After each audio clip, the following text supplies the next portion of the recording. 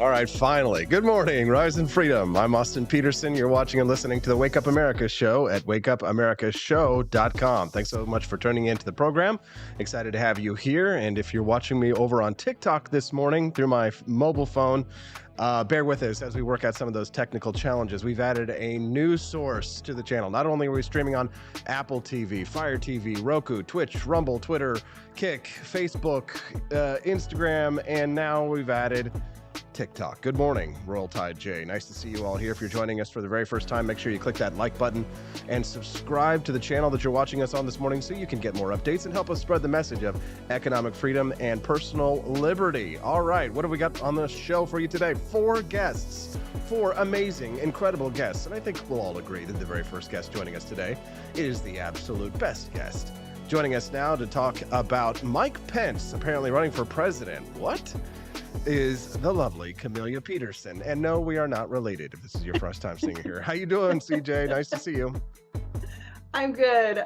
Well, mostly good. I was going to try to get in a pot of coffee right before I came on, and my bean grinder is broke. So your bean grinder is broke. Oh, we all feel so terrible yeah, for you, first Camellia. world problems, right? First world problems. Yes, we do have first world problems. Well, now Mike Pence has got a bunch of problems. I wouldn't say they're first world problems, but first lady problems. I don't know what to say about Mike Pence running for president of the United States. This news, I guess it came out of nowhere for me, but a lot of people knew that Mike was going to run for president of the United States.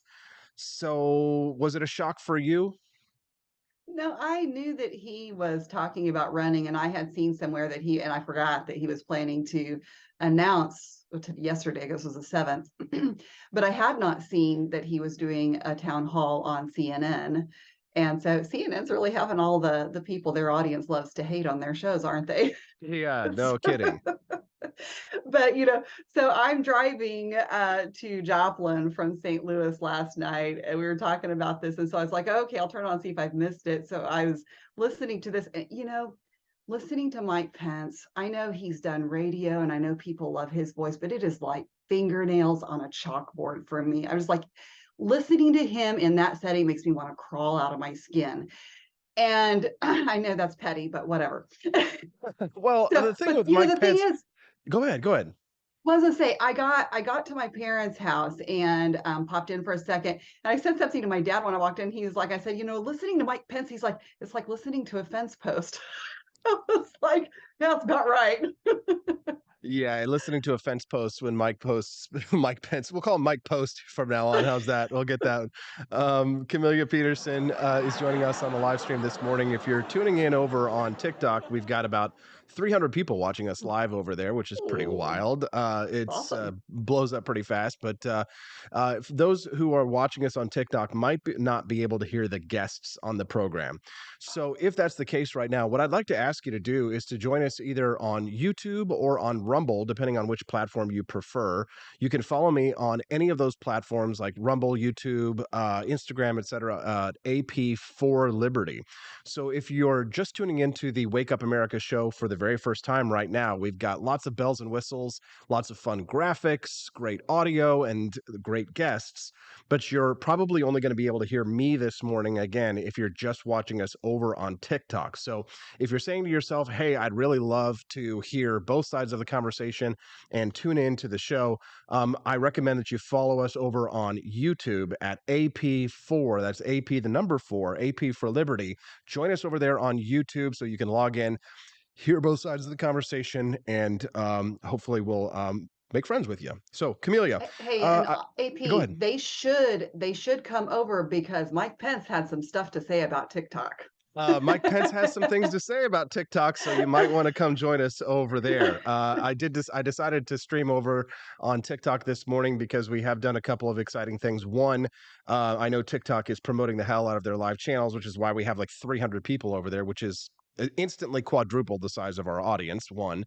And 2, they've allowed us to sell merchandise from the AP for Liberty shop on TikTok, which is also exciting. So make sure you check out some of the awesome merch over at AP for Liberty shop. And 3, I need to get with the times. I need to get hip so I don't end up like Mike Pence, apparently. What did he have to say about TikTok? So Mike Pence definitely agrees that the U.S. should ban TikTok, but not just for the government, but for everyone. And he was asked, Ban "Do it your for kids, everyone. everyone in the U.S.?" And so he said that. Well, he was asked, "Have you ever used TikTok?" He's like, "No."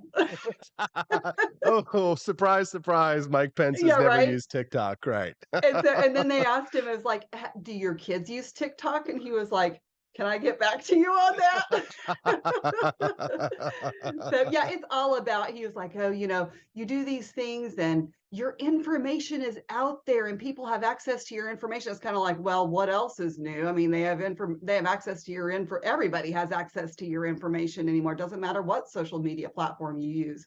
And so he thinks that China wants to know when you're going and trying on your new outfits in the Walmart dressing room, or whatever the latest done thing is, but China wants to know what you're doing, darn it.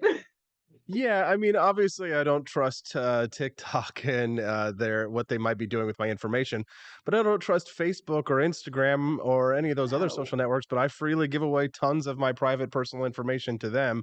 And if you're just tuning into us this morning, good morning. Welcome to the Wake Up America show. We're streaming live on Facebook, Apple, Fire TV, Roku, YouTube, Twitch, Rumble, and now on TikTok. So if you're watching us on TikTok again this morning, I know we've got a couple hundred people watching us live over there. You may say, I'd like to hear both sides of this conversation. Make sure that you join us over on YouTube at AP, the number 4 Liberty. The live stream is set up over there. Join the Cantina crew so that you can hear both sounds of things. All right. Camelia, so Mike Pence, I saw that Trumpers were very upset yesterday. I mean, Stephanie didn't, she was surprised to find out that Mike Pence was actually running this morning. And she's like, wow, the VP is running against the P. That's kind of a big deal. One. And then two, I guess Trumpers were mad that Mike Pence wasn't going to pardon the people on January 6th who said that we should execute Mike Pence. Big shocker. Right. Yeah. I mean, hello. He wouldn't even commit to pardoning Trump should Trump have troubles between now and then or whatever. So I don't, Mike Pence kind of got put through the ringer, and I wouldn't expect him to do a whole lot with that. And, to be honest, what has Trump done for the January 6th people?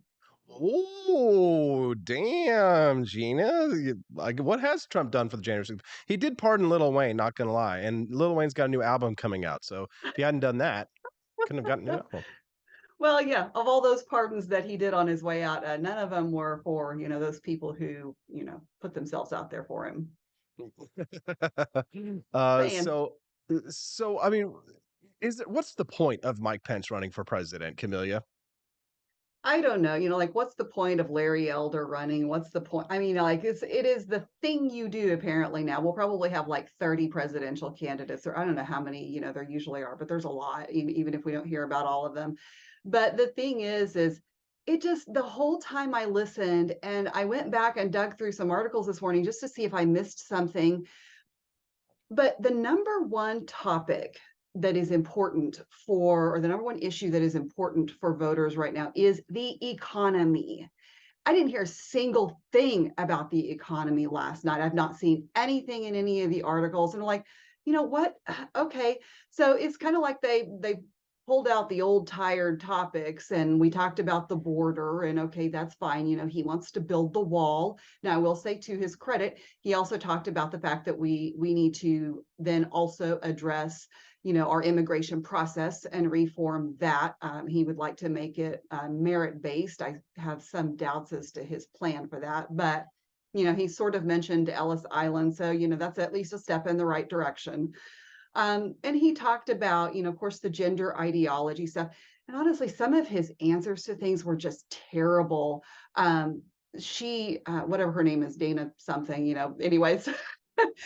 Sorry, that's terrible. The hostess, she, she was asking him, she said, what would you say to the families, and what would you say to the children who don't feel comfortable with their bodies and with themselves the way in the gender that they're born with? And he, it's like, There was nothing except for he's like, "Well, I would put my arms around him and tell him I love him," and I'm like, "What the heck?" Like, they don't want you putting your arms around them to begin with, and, like, that's not helping them at all. So, there were just really kind of crazy things that didn't apply when they asked him some of the questions. And I'll tell you one of the most interesting ones that, I thought they really pinned him on was when they talked about all of the law and order stuff and reducing shootings and everything. They He talked about the mass shootings, and he said that he thinks that we should have expedited executions for mass shooters. And he said not a matter of years, but a matter of months. And because he felt like that would be the deterrent. So she came back later and asked him, she said, most of these people who are doing these shootings, they leave these manifestos, they leave these notes, and they're ready to die. They don't care. They walk in there expecting to die. And she's like, how is that going to be a deterrent? And I'm like, thank you, because this is the argument that we hear over and over and over again for the death penalty is that it's a deterrent. And it's not. Nobody goes into committing a crime like that, whether it's planned ahead of time or not, thinking maybe I better not do this because I might get the death penalty. Like that process does not happen. It's not a deterrent. It's not. If you're just tuning into the Wake Up America show, good morning. I'm your host, Austin Peterson. We're glad to have you here. You can text the show today at 573-319-1586. That's 573-319-1586. I'm speaking to Camelia Peterson right now. If you're watching us over on TikTok this morning, we've got over 100 people joining us over there. I know that you're asking yourself, Austin, why are you looking off in the distance? And I hear absolutely nothing. It looks like you're staring off in the distance and there's no audio. Well, the reason why is because TikTok is not fully integrated yet into the Wake Up America show live stream so that you can hear both sides of this conversation. So, what I'd like to invite our TikTokers to do this morning is to join us over at youtube.com/AP4Liberty. You'll see the live stream at the top of the channel there. Make sure you join us over there so you can hear both sides of the conversation because we've got some absolutely stellar guests, especially if you're interested in the liberty movement today. I'm speaking to one of the leading fighters in the quest for liberty here in the state of Missouri, Camelia Peterson. We'll also be speaking to Spike Cohen today, as well as John Burke and Dean Clancy. It's going to be a great show. Now, Camelia, to sort of top off our conversation here about Mike Pence, I mean, where do you think he shakes out in the long run of things? He has some good things to say when it comes to Social Sure. Security and Medicare. I mean, Trump is sort of running to the left of Mike Pence and all the Republicans when it comes to like Social Security, Medicare, and all of these things. But do you think he actually adds something of substance to the presidential primaries, maybe that other people in the primary don't offer? I don't know. I've thought about this, and that's correct that I mean, Trump is running to the left of these people, which is ironic because, Mike Pence is not going to appeal to Trump's hardcore base supporters because, there's a grudge there. He didn't do what he needed to do to support the president, supposedly. But at the same time, those people are also the religious right that Mike Pence appeals to in his pro-life stances and in his faith. He brought that up a lot last night. And so I don't know how that works out because there's a lot of conflicting views in trying to pull from those people that, hate you. And I'm not sure that he's going to appeal to moderates. He's been polling in single digits below Trump and DeSantis. So I don't know. I was thinking about what would it take that he could say differently that would appeal to people. In the moderate wing of things, maybe his stance on Ukraine, and he, is in favor of us putting funding and everything else into there. Whatever. So all the things that he has to offer pretty much are out of sync with not only the base of the Republican Party as it is, which is a Trump party, I would say largely, but also out of sync with the kinds of values and principles that you and I share, the liberty wing of the Republican Party. Great. So what's Mike Pence got to offer? Same old stuff. Might as well be Nikki Haley in there, right? Well, for sure. And it's kind of interesting. I don't know why this has become like the thing to talk about so far, but we're talking about the First Step Act a lot. and criminal justice reform. And I guess that's maybe because of, crime in the cities like Chicago or, something. But he actually said that he would take a step back from the First Step Act.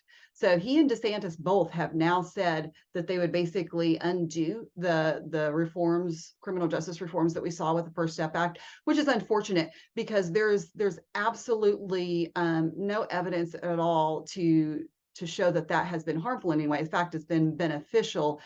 And, one of the things Mike Pence talked about when he was asked about crime in the cities was about, we're not going to defund the police. And he promised and he was going to make sure that police forces were funded and that in schools we were going to train, even if we had to do it federally, we were going to train and federally fund, armed officers in schools. And I'm just sitting here thinking, where do the states come in on this? Can the federal government just come in and take over the police force in a city? Like, how does that work? I don't know. Good morning to all of our friends who are tuning in across the web this morning. We're grateful to have you here, especially to my friend Heather Mosley. He was a local Jeffersonian and a good friend of ours. Looks like she's watching us over on TikTok this morning. And I know that those who are watching us on TikTok are probably like, what the hell is going on? If you want to hear the audio, make sure you join us over on YouTube or on Rumble. I'm AP for Liberty on either network. That way you can hear both sides of the conversation. Camelia, is there anything else that you'd like to share with our listeners before we let you go today? Oh, I don't know. I think we're just all tired. They're like, this is all of us, for the 2024 election. We're like, are we there yet? Is it over yet? Are we done? Are we done? Are we done? Camelia Sorry, Peter. we've got a year and a half to go. Camelia, you rock. Thank you very much for your time today. We're super grateful. Thanks for putting up with some of the technical challenges we had as we got the show started this morning.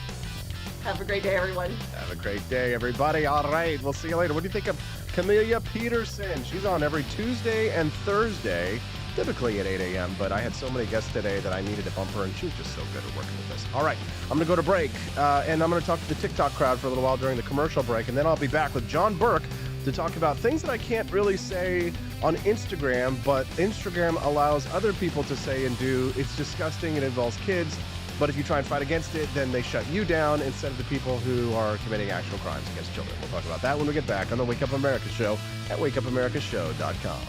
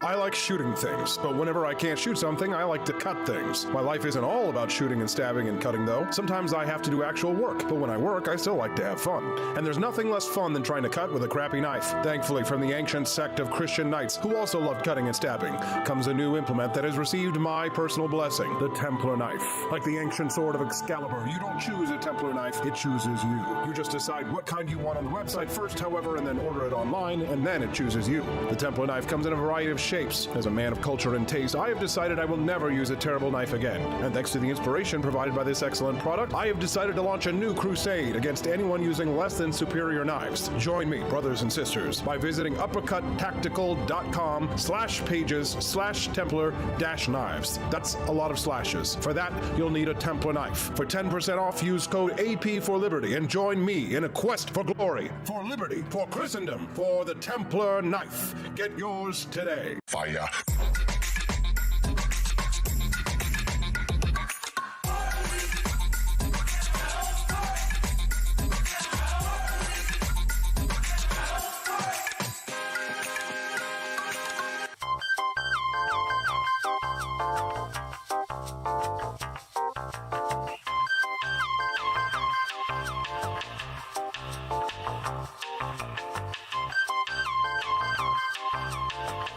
Hello, this is Barack Obama, and let me tell you why Austin Peterson stinks, and you should never pay attention to anything that he has to say. First of all, he's a libertarian, and we all know libertarians are idiots.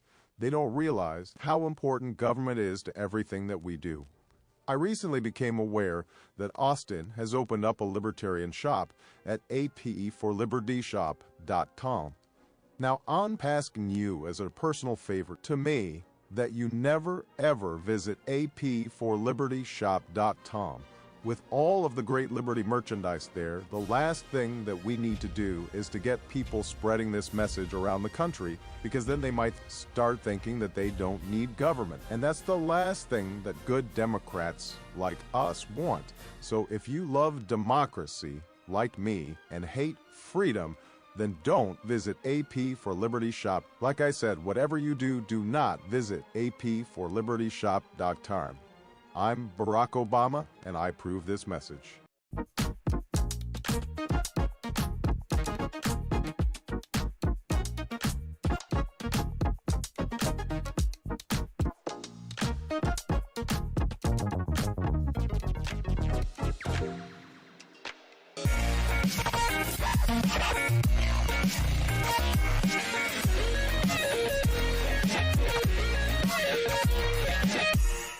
When I was in foster care, I never knew when I would have to move, so I always had my suitcase ready to go. Then one day, I was adopted. My new parents opened their hearts and home to me. My parents cook my favorite breakfast for me every morning. My parents take me on trips I never thought I would go on. They gave me a home and an even better reason to use that suitcase. My parents aren't perfect, but they're perfect for me. I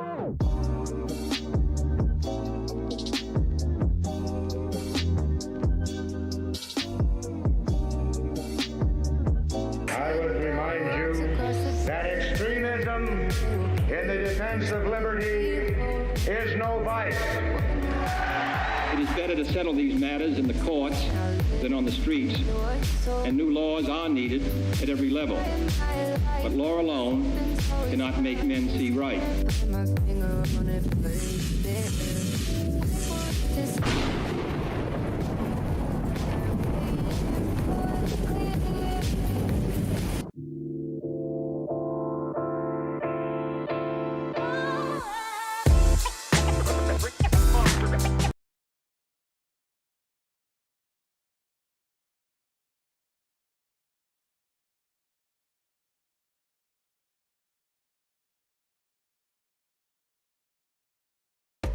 Want an engaging website to boost your business? You're just a click away from 5-star Fiverr talent. Hundreds of freelancer skills like web design. Head to Fiverr.com today and get something started. American conservatism is distinct, like America is distinct from the United Kingdom. American conservatism's roots comes out of the Wild West, out of pioneerism. The difference between American conservatives and European conservatives is that Americans are cowboys. We are that God, guns, gold, and girls. It's wild here, and we should stay that way. We shouldn't allow a European version of conservatism to come and infect us here. We like it wide open spaces here, you know, deep in the heart of Texas and all that.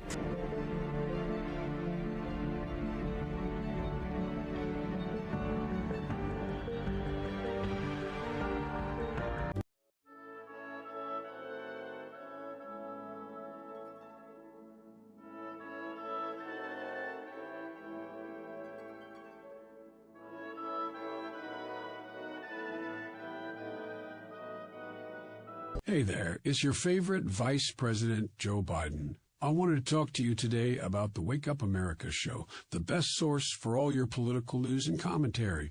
But before I get started, let me just make sure I have all my notes in order. Okay, where was I? All right, the Wake Up America show. It's a great way to stay informed and make your voice heard. Boy, what was I saying again? Oh, right. The Wake Up America show. It's important that we all stay engaged and knowledgeable about what's going on in our country and, the thing. But hold on, where was I going with all this? Oh, yeah. The Wake Up America Show. It's a fantastic resource. And if you really want to make a difference, man, you can sign up to be a monthly donor at wakeupAmericaShow.com/support. Now, where was I? Oh, that's right, the Wake Up America Show. So if you want to stay woke and support a great cause, head on over to wakeupAmericaShow.com/support and sign up to be a monthly donor today. And if you're feeling generous, you can even give a donation in my name. Thanks for listening, and keep on keeping on, America. Come on, man.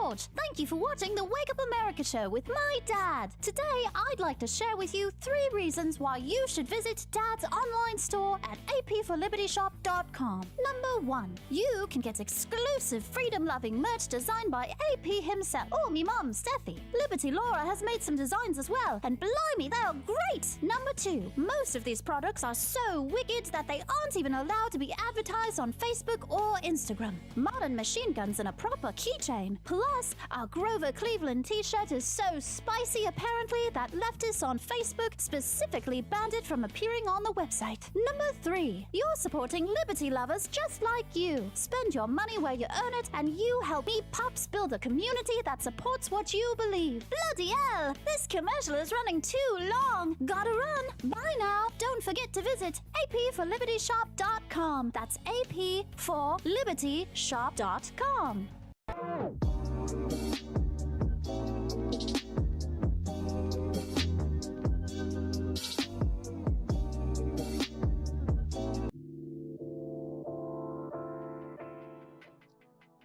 Good morning, Rise and Freedom. I'm Austin Peterson. You're watching and listening to the Wake Up America show at wakeupAmericaShow.com. Glad to have you here. Thanks so much for tuning in. And if you are watching us live right now, do me a favor, click that like button and subscribe to the channel. Help us spread the message of economic freedom and personal liberty. The Wake Up America show is broadcast live every Monday through Friday from 7 a.m. to 9 a.m. Central. And we are broadcasting on probably a dozen different stations and channels this morning.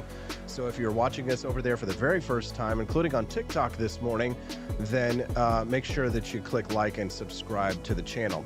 For those who are watching us on TikTok this morning, you might be asking yourself, why is Austin staring off into the distance and listening to someone who I cannot hear? Well, the answer to that is because TikTok has not offered us the possibility to integrate just yet the other audio portion of our stream. So if you'd like to hear the entire show on TikTok, highly recommend you join us over there on Rumble or on YouTube or on the Freedom Hub app through Spreely.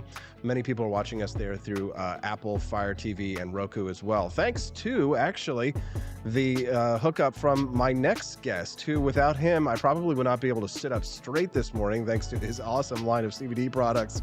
He's John Burke, the owner of Shell Shock CBD, and he's joining us right now. Good morning, John. How you doing, brother? You should really work on how you phrase that, as far as like, thanks to him, I'm able to sit upright. It's like, well, that implies a lot of different things there. So let's be very clear on the fact that it's because of the CBD. It's nothing because else. of the CBD. It's not because he railed me so hard. Glad to have you here on the show, John. Make sure that you check out shellshockcbd.com and use my code AP4Liberty to get some of this awesome roll-on, roll-out CBD freeze roll-on, because I threw my back out on Monday in karate class doing something stupid, and thankfully this stuff has been helping me to get through the show this week. So use that code AP for Liberty, and also don't forget that John here offers a money back guarantee. So if you don't like the products, you can return it for a guaranteed refund. So no problem, John.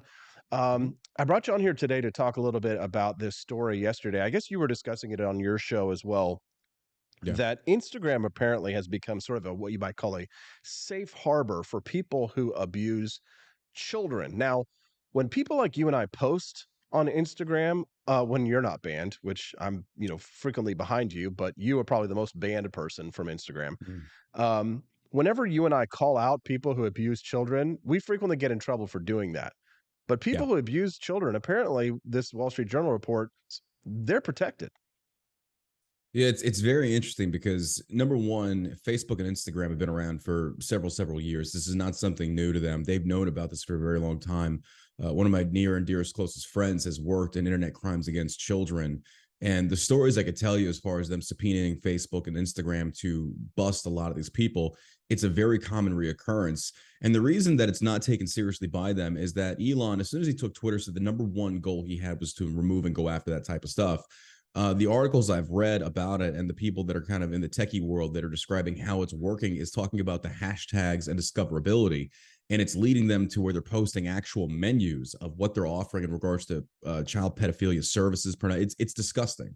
It's truly disgusting. So it's not necessarily a fact of they're learning how to deal with it. It's a fact that they have never made it a priority, which is very telling.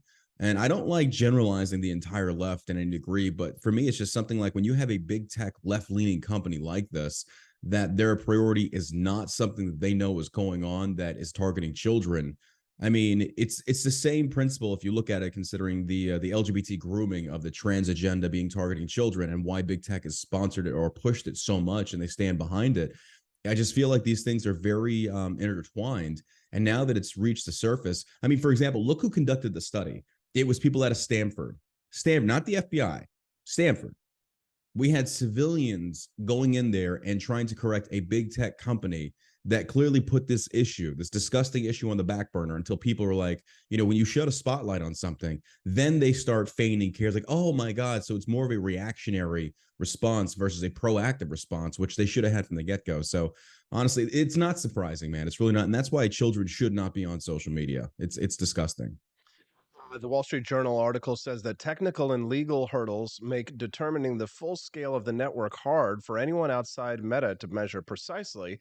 And because the laws around child content are extremely broad, investigating the open promotion of it on a public platform is legally sensitive. Now, what's interesting, John, about this, if you were to Instagram were to release a statement or Meta were to release a statement about something like this, my guess is that they would say that they really have a difficult time policing this kind of content. I find that hard to believe, though, John, because they are very good at policing our content. They You are, say anything, yeah, bro. You yeah. say anything against the trans agenda, not calling for violence, not breaking actual terms of services, but just a simple disagreement gets you flagged. And after we saw the back end of Twitter with the drop of the Twitter files, they were talking about how accounts were flagged. They had notes added to them saying troublemaker, rebel rouser, yada, yada, yada. Instagram and Facebook are no different. Like on my Instagram account, like John Burke 1776, it's flagged. My growth has been staunched, which it's whatever. I really don't care. Twitter, it's where I'm going now. But don't tell me, they can't tell me that's because of legal process, the slippery slope. No, that's not true at all. Because if your hashtag, like they Austin, I know you know this. Like if you go on Instagram and if you put two certain words together, it automatically pops up with that warning of like, are you sure you want to post this? So if you're able to police speech to that level at that magnitude, don't tell me you can't tackle this issue of child pornography on your platform. Nobody's buying it. Yeah, no kidding. And certainly you should never say anything unkind or criticize Greta Thunberg because she has Oh got to God, be, no. she is the most Oh yeah. protected Oh person yeah. on these platforms. I mean, and what's funny is the way that they skew the language and use semantics in order to write a fact check that's like by some liberal professor from the University of California, Los Angeles, but here's my thing, John. I think you and I, we know what's really going on here. We know that what the left is trying to do, and I know you may not like to speak with broad brushes, but I'm going to paint with one here, a very broad brush. Okay. Okay. And that is that I believe that the left wants to normalize this as a sexual preference. And Oh yeah. and we Yeah. see this because one of the things that's talked about in this report is this: people are getting tattooed with this, where it's a Mhm. symbol that they use to identify one another. Instagram's very good at recognizing memes like Jeffrey Dahmer memes that are jokes about COVID-19 from back in the day, having people Yeah. for Thanksgiving dinner. No one can tell me how many people are going to have for Thanksgiving dinner. They can Yeah. recognize that. Are you telling me that they can't recognize common symbols that are used by the what they call the maps community? I'm only saying that so we don't get pulled down from the multiple social networks that we're on this morning. But they know what's going on. I think they're trying to normalize it. Oh, 100%. To go back to the generalized statement, I think it's more of the progressive left. I think the moderates right now are starting to wake up and understand that the culture their party has now created, invited, and now nourishes. It's like you've allowed the demons that you've harnessed to drag you off the rails. So I think the moderate Democrats are starting to see how the progressives, the extremely progressive ideologists, are now they've hijacked the party, and yes, they are trying to normalize it. Let's not even make any quips about that, because when you have statements that say they're very open-ended, such as "love is love," what do you mean by that? And we all know what they mean by that. So there are common things that you're saying. Like I posted yesterday, I saw this one thing that's real. It says trans kids are sexy. Where in your right mind would you ever see a shirt with the picture of a drag child calling them sexy? And it was that Gavin, or not Gavin, Was might that as well be real? Gavin Newsom. Yeah, it was. I actually sourced that, looked down. It was because I thought, I was like, is this a Photoshop? But it's actually been pushed on a lot of different sites. But yes, you're right. They are trying to normalize it. It's this idea of this hedonistic society that there is no ramifications, no responsibility. We should just be able to love each other. And ultimately, it's this Marxist ideology of removing individual identity. I mean, if you look at Pride Parade, for example, and this is why the LGBT is getting so much pushback, because if we want to talk about where this stemmed from, and it's not that I'm like, I mean, you know me, like more of a libertarian. I'm like, your rights are your rights. If you want to get married, I don't care. It's behind the bedroom door. You do, I don't care. But when you go after the children, well, isn't it very interesting that as soon as the T tacked itself onto the LGB, now we saw the floodgates just open with all the perversions. And you look at, say, for example, these LA Pride parades and stuff, where you've got another man in some kind of fetish outfit whipping another man. What does that have to do with homosexual love? But it's now become a kink fetish display. And the fact that they include children in it, it goes back to that question of, they're like, why do you care if drag queens read in front of children? It's like, why do you want to read in front of children? Why don't you go read in front of old people in a nursing home? Why don't you entertain them? But you know the reasoning behind it. And it's just like, it's kind of like this sensory adaptation. To the more normalized they can make it, the less of a reactionary pushback they're going to get from people that oppose it, because it's like, oh, it's just the LGBT doing its thing. And now it's like, no, it is, again, in a major organization like the LGBT, you're seeing another group of fringe now hijack the movement. And I've interviewed a lot of people within the LGBT, and they're kind of like, I'm not in Pride anymore. It's like, it's gone off the rails. It has become disgusting. It's pedophilia focused. And it all started with the T. And there's the one thing that a lot of people are finally starting to come out and say, is that the people in the gay community are saying, we do not like the trans community. We don't agree with them. We went from sexuality to gender and identity, and they brought with them this whole slew of just insanity. And I think what we're seeing now is, like, as soon as you try to normalize it, you make them feel welcome, they're going to start opening up what they're really about. And bro, I mean, the proof is in the pudding. These people are pushing for it. The maps, all this stuff. Trans kids are sexy. Who the hell would think that's a normal shirt to wear? I don't know. If you're just tuning into the Wake Up America show, good morning. I'm your host, Austin Peterson. We're grateful and glad to have you here tuning into the program. If you're watching us live now, do us a favor and click that like button. Help us to spread the message of economic freedom and personal liberty, which is what we're all about here. I'm speaking to John Burke. He's the host of the All American Savage show, which you can watch on Rumble, streaming live at 12 p.m. noon. You're Monday through Friday as well, John, on your schedule? Yeah, 12 p.m. CST, Monday through Friday. Yep, Over on the All American Savage Show pod. Yep, and I'm going You'll to be on be today. on John's show today as well. So if you'd like to see more John and AP by popular demand, somebody like sent me a comment specifically, was like, I need more John and AP conversations. Then make sure you check out John as well today too at noon. So we're going to have a nice conversation as well over there, I'm sure. Yeah, I'm with you, John. A lot of my gay friends are saying that, I'm in the LGB community, but I'm dropping the T, or they're saying things like I don't even go to pride parades anymore. I don't associate with it because the community is so heavily divided over this issue. So it's not as if it's the entire LGBT community. But on the right, when you talk about painting with a broad brush, there's this kind of, I think, a misconception that everything that's gay is woke. I think a lot of people Yeah. who are on the social conservative side of things are sort of taking advantage of the backlash to the LGBT community and the things that you and I are talking about here this morning and Oh yeah. addressing this They try in to order to intertwine them and make them akin to each other. You look at, for right. example, the idea of the Target Bud Light boycotts, and people tried twisting that narrative, saying, "Oh, it's just the conservatives being, sensitive snowflakes about the pride flag." It's like it had nothing to do with the fact. It's the fact that you were trying to paint a man as a woman, and then Target is putting out clothing that people have no business looking at, as far as like being in the front of their store for tuck-friendly swimwear. That there were smaller outfits. People showed it's like there were smaller outfits, and Target's like, no, they were just for children.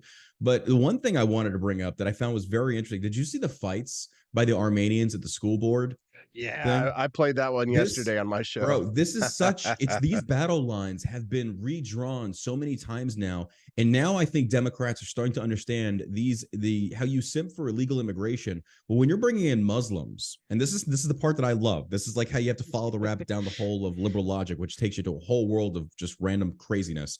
But when you look at it, now Democrats who have accused the right of being Islamophobes for so long, are now fighting with Muslims who, in Muslim community cultures, they do not welcome homosexuality. I mean, they're still chucking homosexuals off buildings in the Middle East. You go over to Iran, Iraq, Afghanistan, go see for yourself. So now Democrats and Antifa are at war with Muslims who they sit there and they simped for.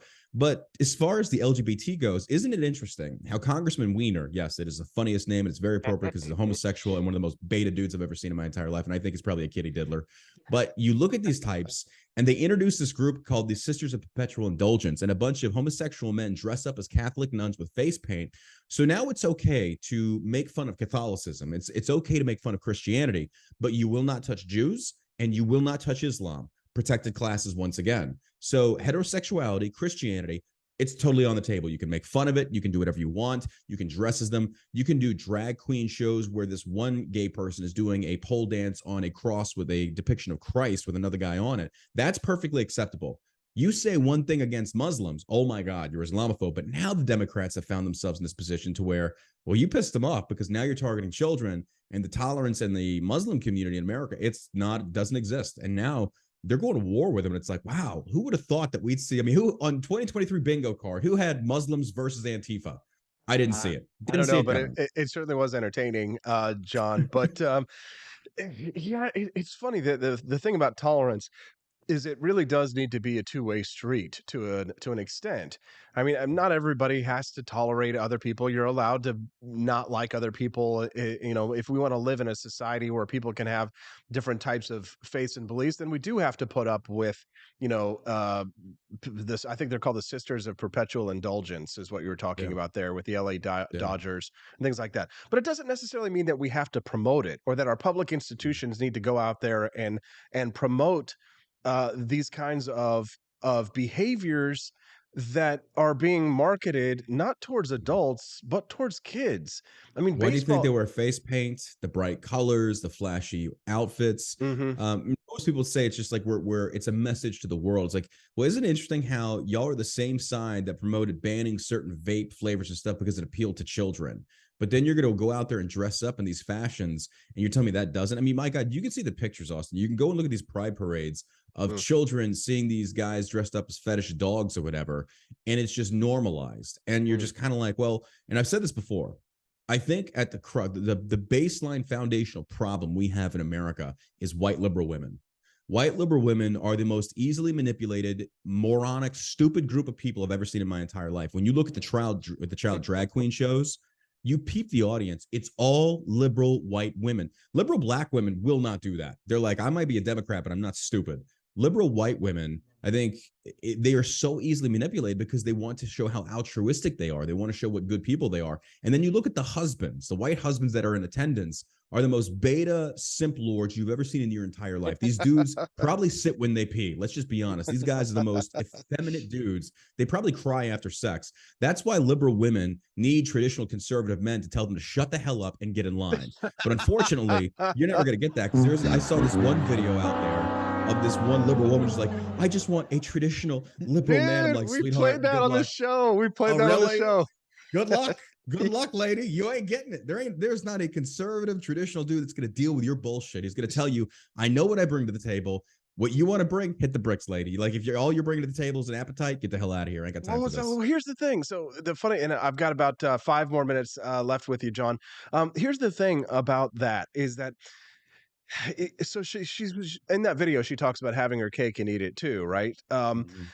She wants a traditional man who has who's going to take her out to dinner, who's pay on the first date, who's going to have all those values, but those values. But what about equality? Yes, exactly. But here's the thing: if you were a woman, wouldn't you want to have your cake and eat it too?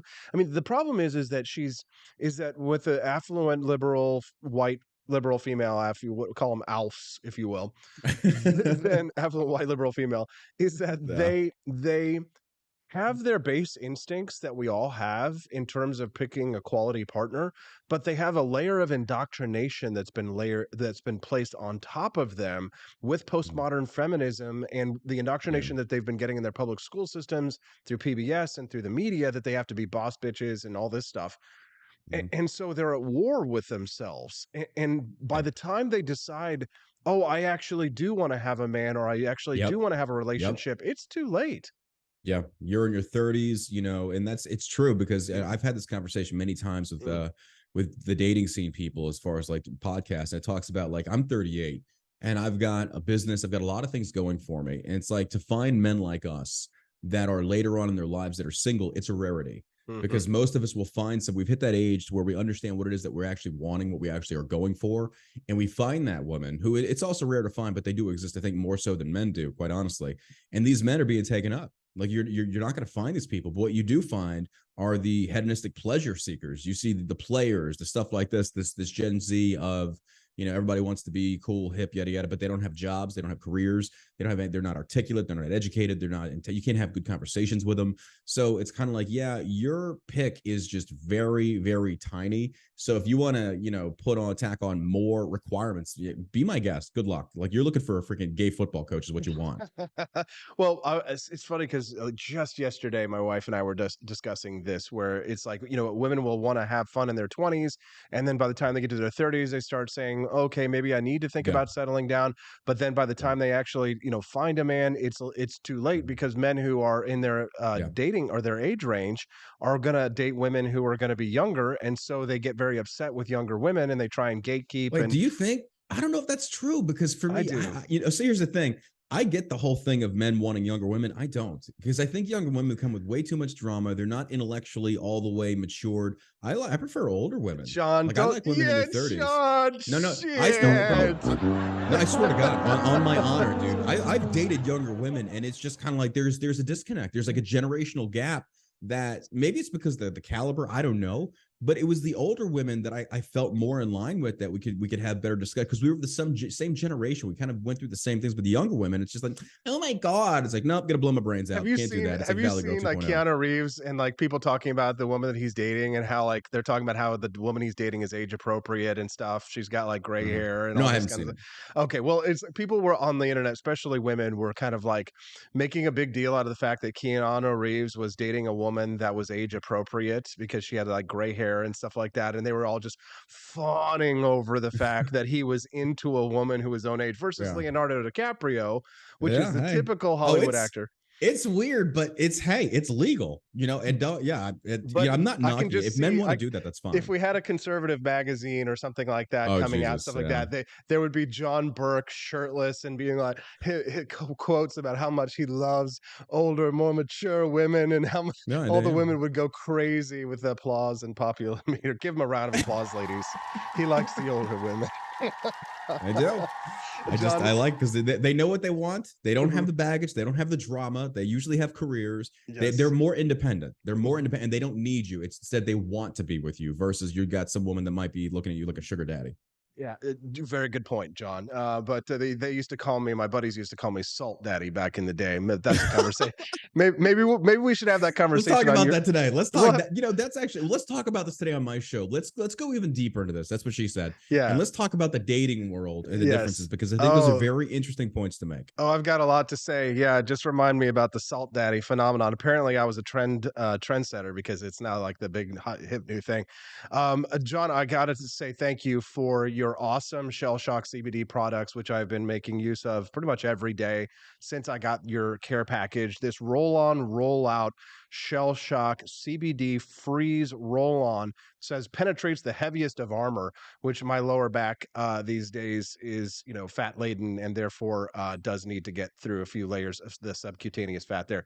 But when I threw my back out on Monday, this stuff saved my life. And if you use my code AP4Liberty, you're going to get 10% off. John, I love these products, and it's no wonder that they've become such a huge success. Do you want to talk to us about them a little bit?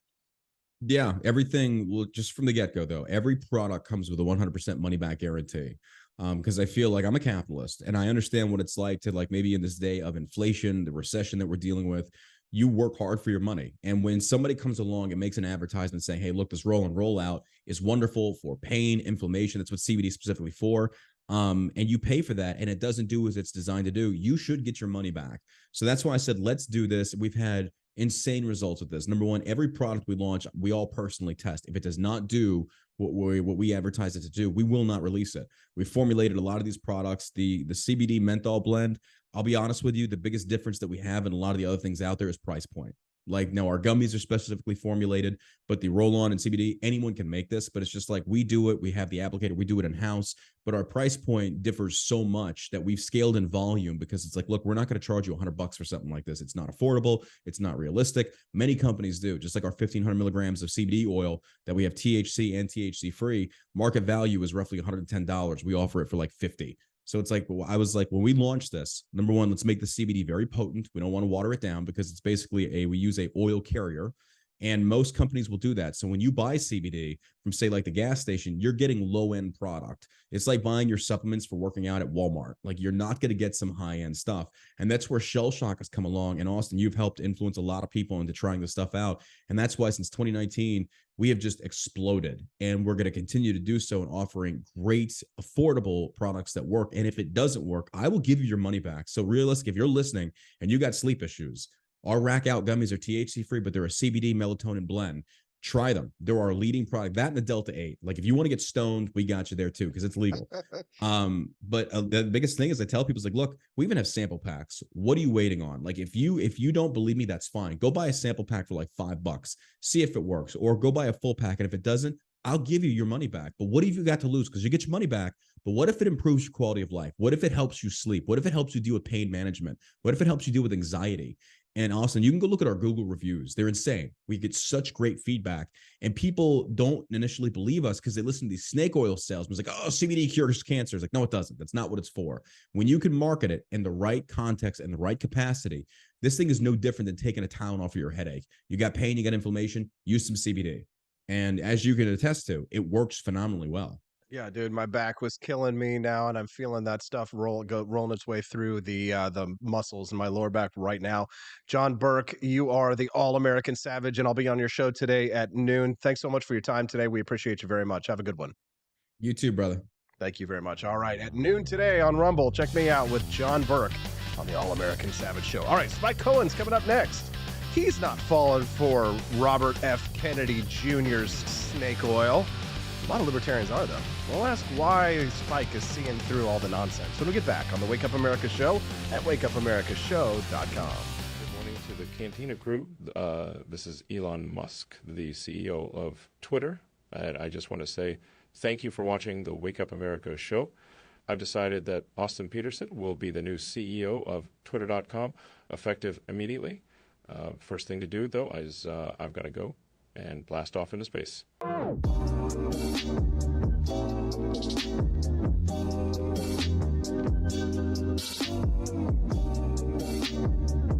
If there wasn't going to be somebody who was a fiery champion of liberty, somebody who would get out there and who would be aggressive, and if they wouldn't do it with more fire or passion than I had, then I would go and I would fight this battle for us.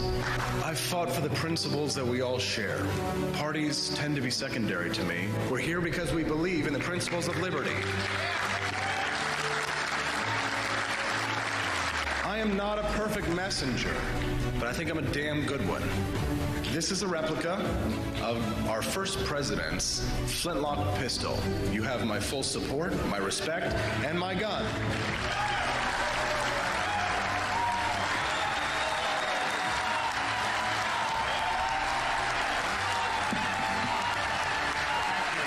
I think that at the heart of my philosophy is much more libertarianism than well, that's the fashionable word these days, I guess. A conservative is no longer just that. He's a libertarian and always has been.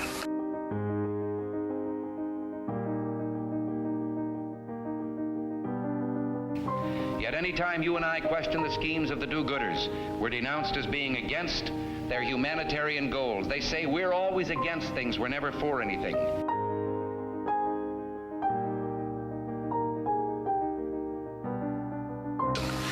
What is fascism? Fascism is private ownership, private enterprise, but total government control and regulation.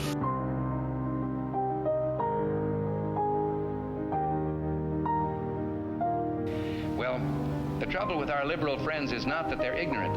It's just that they know so much that isn't so.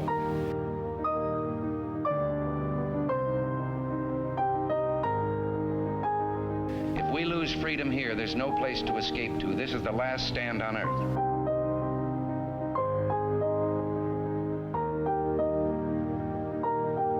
This is the issue of this election. Whether we believe in our capacity for self-government or whether we abandon the American Revolution and confess that a little intellectual elite in a far distant capital can plan our lives for us better than we can plan them ourselves.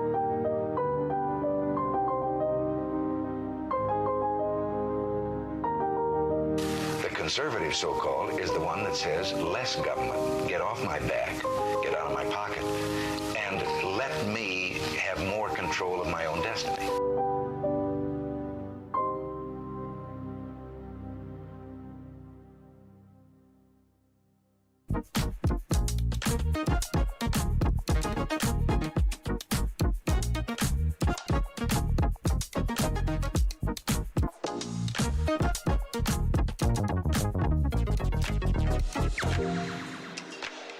What would happen if I had to pick up the phone, call 911 for one of my family members or one of my neighbors? What would I do if no one was on the other end to respond? What if there was no 911? So you can be a part of the solution. Anybody can be a firefighter. Male, female, younger, older. We have school teachers.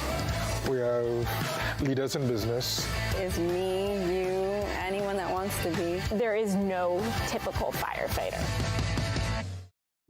Do you hate the deep state? Do you reject the Antichrist in all his ways? Do you believe that aliens controlled LBJ to assassinate John F. Kennedy? Did you know that the shot can put chemicals in you that will make you more sensitive to 5G? Do you love America? Do you want more freedom? Do you like smoking hot red-headed libertarians? Then the AP for Liberty shop is for you! Check out all the awesome new merch and have a happy new year! Fight the deep state, reject the Antichrist. Visit AP for Liberty shop and get your patriotic merchandise now, or the deep state wins.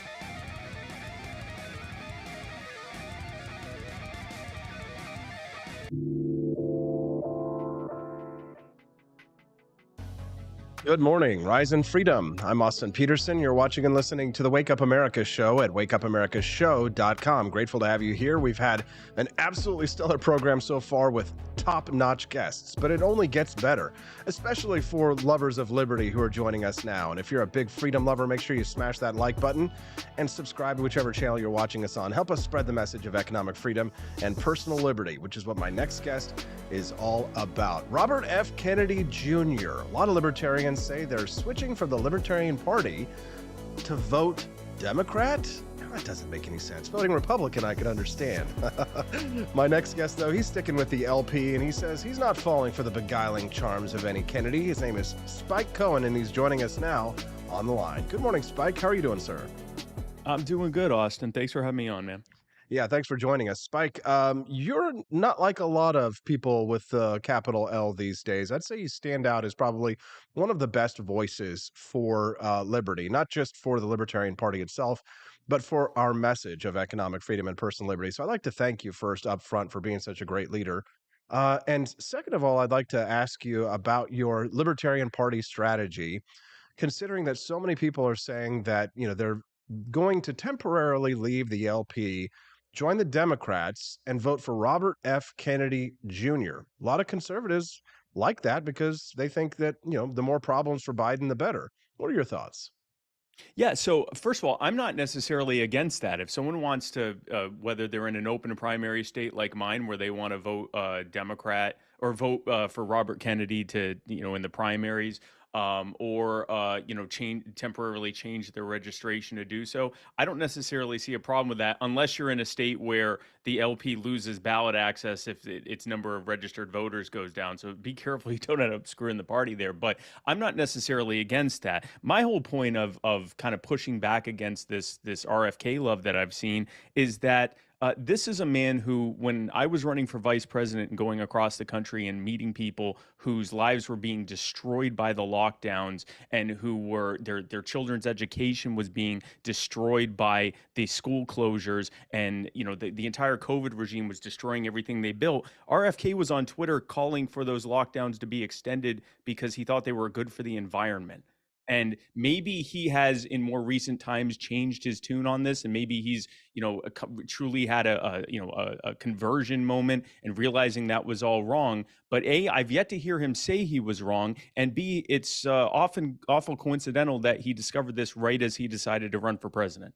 Yeah, I thought the same thing, Spike. I'm not falling for that because one, he's an environmental lawyer, which environmental lawyers typically are not right-leaning libertarians or conservatives or people who agree with us on the environment.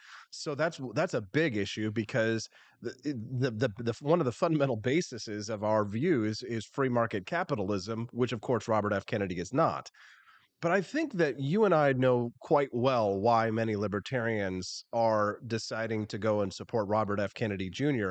And it has everything to do with his stance on vaccines, not necessarily COVID tyranny, but vaccines in general, which, Spike, as much as we may not be big fans of big pharma or anything like that, I'm not a big believer in the whole vaccines cause autism theory. Now, they might cause libertarianism, but autism, that's a bridge too far. All right, just kidding. But what is the But we libertarian? repeat ourselves, yes. Yes. What is the libertarian attraction to Robert F. Kennedy, considering he is so opposed to us on so many issues?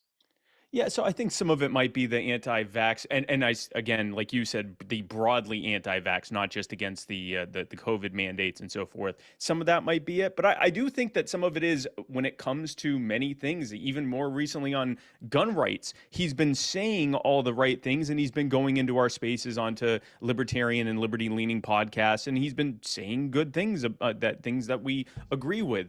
I tend to be like you. I look at his history. I look at, him calling for climate change denial being illegal. He went even further and said that companies should be shut down by the government who, as he put it, put profits ahead of public welfare, which is like ESG on steroids, instead of, ESG companies threatening to hurt your stock. The government just shuts your company down if you don't line up with what they consider public welfare. And yeah, he's called for repealing the Second Amendment. I mean, again, this could all be a major change. He could have decided that he was wrong all along and that we've been right all along. But I'm not hearing that. I'm just hearing him change his tune. And it just so happens that it's happening right as he's running for president. And we need to remember, he's not the first anti-establishment Democrat to come down, to come down the pike.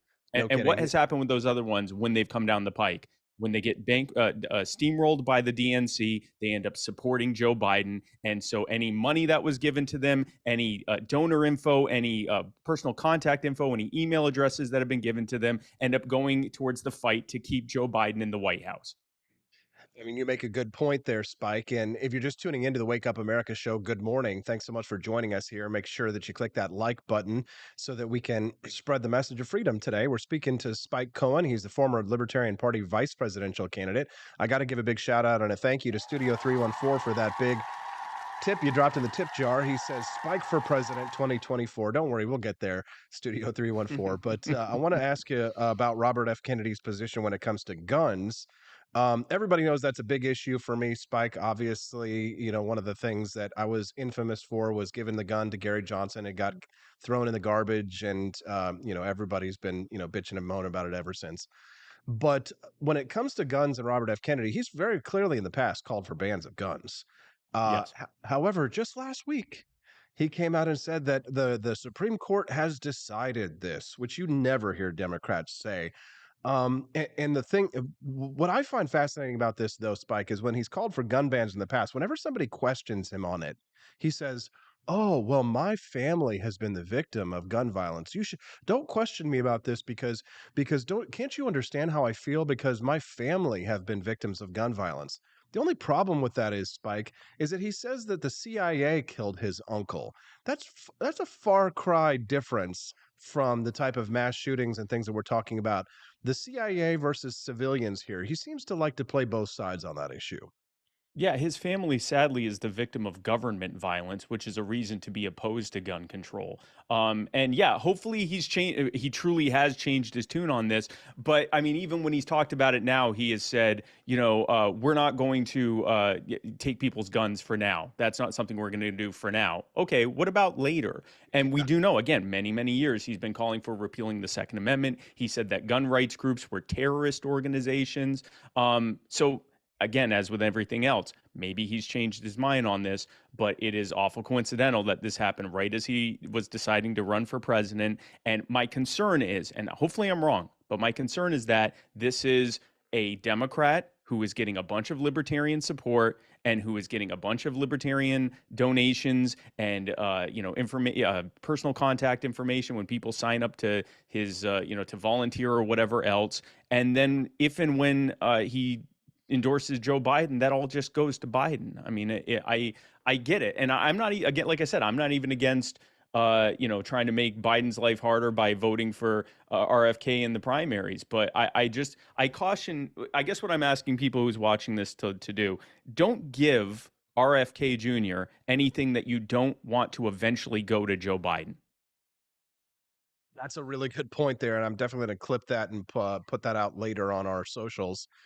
Spike, in terms of celebrity, there's actual celebrities, Hollywood celebrities, there are political celebrities, and then in terms of the pecking order, below that are libertarian political celebrities. However, libertarians are very prone to the same kinds of cults of personality and celebrity love that anybody else is. So when a Kennedy shows up, it makes sense to me that a lot of libertarians are just kind of like, oh, he's a Kennedy. Oh, that's, he's got a last name. I saw that back in 2016 when I ran for president. People were like, they loved Gary Johnson, and you could say lots of nice things about Gary and some negative things about Gary, but a lot of libertarians supported him because they thought, oh, he's a name and he's kind of a celebrity. But they did the same thing when it came to Bill Weld. He was a name, he was a political celebrity, he had been a governor. There's a lot of kind of like stars in their eyes. You probably have seen this when you've been to libertarian political conventions, where there's a lot of kind of like, it's kind of like, I don't know, how people react when Justin Bieber goes down the street, but only in a like much, I guess, I don't want to say pathetic way, but it is kind of sad when people are like goo goo gagaing over like people like Bill Weld or things like that. But it was kind of pathetic. Yeah, it's to like watch. Hollywood for nerds. Yeah. Yeah, Hollywood for nerds, if you will. So do you think that that's kind of one of the big parts of it with the love for Robert F. Kennedy, is that it's just a last name? That's probably some of it. I think there's multiple factors, and I think just having a prominent political figure of any kind, especially on the Democrat side, which we are not used to at all, coming out and saying a lot of stuff that we agree with and have been saying all along. I invite people to remember that this was one of the main proponents of everything we hate up until shortly before he decided to run for president. Now, of course, as we all know, whenever a Democrat politician named Kennedy changes their views based on who they're talking to, which group they're talking to, you can completely trust that whatever they're telling your group is the truth. They're lying to everyone else but you. So we can definitely trust that. If you're just tuning in, the Hollywood for Nerds, we're going to have to give that, coin that for Spike. Thanks for tuning into the Wake Up America show. I'm Austin Peterson. If you haven't already, click that like button. We're grateful to have you here. It looks like we've been getting some super chats this morning. We're super grateful for that.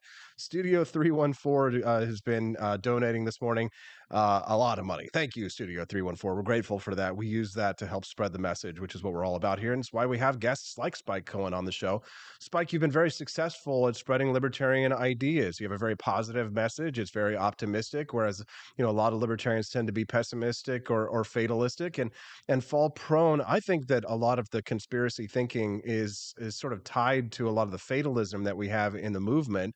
When you sort of believe that we're being controlled by reptilian overlords, and there's this kind of like, I guess, this idea that there really is no hope, that there's no chance for us to change. It's why a lot of libertarians don't vote.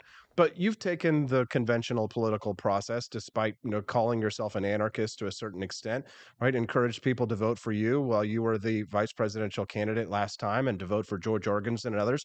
Why have you not eschewed typical politics like so many other anarchists or libertarians and told people not to vote? Right. So there's kind of two questions there. One is, why should we remain hopeful? And two is, why should we be involved in electoral politics? The first one is pretty simple. The moment that you allow yourself to become black-pilled and have no more hope, our reptilian overlords have already won. Because that's ultimately the goal, is to make sure that you are so devastated and frustrated and angry and upset that you just give up and say, well, we're never going to win. We're never going to get anywhere. So that's the first thing. We can't, as long as we're still alive, there's still hope, and we need to continue pushing forward. Now, when it comes to electoral politics, that's not going to be everyone's bag. My thing is this. As long as that proxy violence exists, which is the vote, I'm going to use it in self-defense. I'm not going to vote for people who promise to, give me slightly less tyranny. I'm not going to vote for people who promise to give less tyranny to me and more tyranny to others. I'm going to vote for people who want to drastically reduce the amount of tyranny. Now, if there are people out there that say that goes against their ethics to vote, or that they don't think it's useful, that's perfectly fine. I personally think that if voting wasn't the least bit useful, then the duopoly wouldn't exist. They wouldn't care who we voted for if it truly didn't matter. They wouldn't put all the ballot access restrictions. They wouldn't do everything they can to keep the so-called third parties off the ballot and keep them out of the media and everything else. They wouldn't have their debate cartel and everything else if it truly didn't matter. But if it's something that you're not into, there's plenty of other work to do out there. I have a nonprofit called You Are the Power. We don't do electoral politics. We find people that need help, and we organize their communities around them and help spread the liberty message by helping people. So there's many ways that you can, spread the liberty outside of electoral politics. That's just one of the ones that I choose to use as well. Spike, talk to us about the Libertarian Party. There was a big takeover by the Mises Caucus in the last convention. Many libertarians thought that this would be the wave of the future, and that the new leadership of the Libertarian Party would lead to increased registrations, voter registrations, more people joining the Libertarian Party. How has that panned out?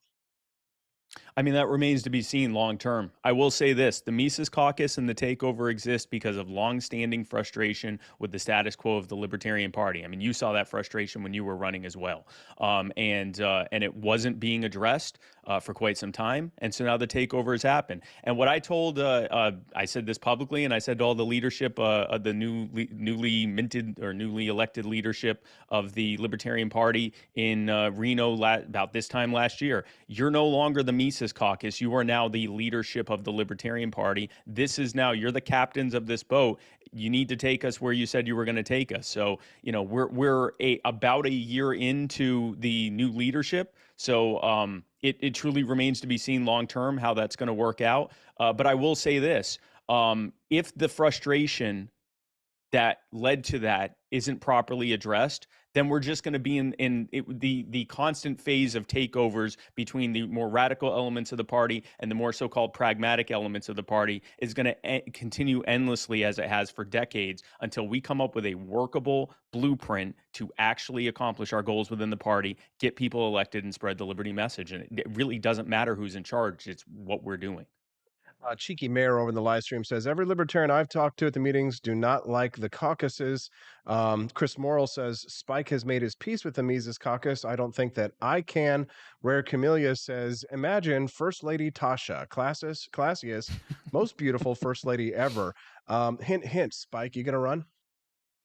I don't know yet, but I clearly the eyes are on the real prize, which is Tasha being the first lady. I don't know yet. It will really come down to some questions that need to be answered over the summer and fall, which are, where can I best serve this movement? And there are many other smaller questions that need to be answered to answer that one. But the bottom line is, if I knew I were running for president, I wouldn't be doing anything differently than I am right now. And if I knew that I wasn't, I wouldn't be doing anything differently than I am right now. Ultimately, I'm going to be wherever I can help grow and best help the liberty movement.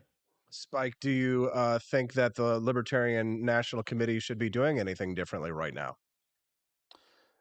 Right now, I honestly have been so focused on You Are the Power that I haven't stuck to what the LP is doing at the granular level. After the new leadership took over, I said, okay, I'm going to do what I'm doing with You Are the Power, which I've already been doing, and I'm going to allow the delegates and the new leadership to work this out. So I would be. It wouldn't be fair to anyone for me to try to give some kind of 30,000-foot view take on it when I truly don't know at the granular level what's going on a day-to-day basis. Are there any Republicans who are currently running for president right now that make you want to vomit the absolute least? I mean, sure. I would say that yeah, that's not a really. I put it this way. That's actually another reason why RFK Jr. is getting the support he is he's sounding more liberty leaning than currently any of the Republican candidates that are running. I mean, Ron DeSantis has been good on some things, but not so good on others. If it comes to foreign policy, I mean, Ron DeSantis looks like a more MAGA friendly version of Nikki Haley. So I really, that's a tough one. And I think that actually is, in this moment, I'm realizing just how much of the support for RFK is coming from not just from libertarian circles, but from, I guess, freedom loving or liberty leaning Republican circles who are frustrated with that camp. Yeah, certainly we all very frustrated. It does seem as if Ron DeSantis is backing off some of his statements that he made about Ukraine initially to try and please the more hawkish elements of the party, which, is definitely concerning. It's sad to say that Donald Trump may be the best when it comes to foreign policy out of all the candidates running. But of course, none of them hold a candle to the Libertarian Party candidates who we know hold to a strict non-interventionist foreign policy, which I believe, and I think you believe, Spike, is best for our country. Spike, is there anything else that you would like to share with our listeners before we let you go? The one thing I will say is be wary of what politicians say. And I guess that even includes me because I'm technically a politician too out here. So, be skeptical of especially if someone is actively running for office, be very skeptical of what it is they're saying and be very critical of what it is they're saying and line it up against their past history of actions. And again, don't give them anything that you don't want to possibly eventually go to your political opponents, especially if they're in a major party, because if they're running as a Democrat, it's going to all end up going to whoever wins the Democrat nomination. If it's going to a Republican, it's going to end up going to whoever wins the Republican nomination. So just be very aware of what's happening. That's why I get all those annoying emails from all the Republican candidates. Spike Cohen, he is a former Libertarian Party vice presidential candidate and the head of the We Are the Power Institution, and potentially might be a presidential candidate next year. We'd love to see it, Spike. You got a lot of fans in our audience. Thank you for being so generous with your time today. We appreciate you. Thank you, man. Thank you to everyone tuning in. Have a great morning. Thank you very much. Have a great morning. That's Spike Cohen. What did you think? Send us a text. 573-319-1586 is the text line. I got to give a big thank you, big shout out to Quest Fanning. He says that Rachel Nix put Spike on my radar a long time ago, and I appreciate his pragmatism and solutions. We appreciate that very much, Quest. Thanks for the super chat. Studio 314 sent $25 earlier. Damn, Studio, what are you trying to do? Make me rich? He said they have time to ban political speech, but not pedos, which makes me think that they are, in fact, infested with pedo employees. I read it. I said pedos instead of the other word. We've got lots more great show to go. My friend Dean Clancy is going to be joining us to talk about why healthcare in the United States is so messed up. not a free market. We'll be back with more on the Wake Up America Show at wakeupAmericaShow.com. Want an engaging website to boost your business? You're just a click away from 5-star Fiverr talent. Hundreds of freelancer skills like web design. Head to Fiverr.com today and get something started. American conservatism is distinct, like America is distinct from the United Kingdom. American conservatism's roots comes out of the Wild West, out of pioneerism. The difference between American conservatives and European conservatives is that Americans are cowboys. We are that God, guns, gold, and girls. It's wild here, and we should stay that way. We shouldn't allow a European version of conservatism to come and infect us. Here, we like it wide open spaces here, deep in the heart of Texas and all that.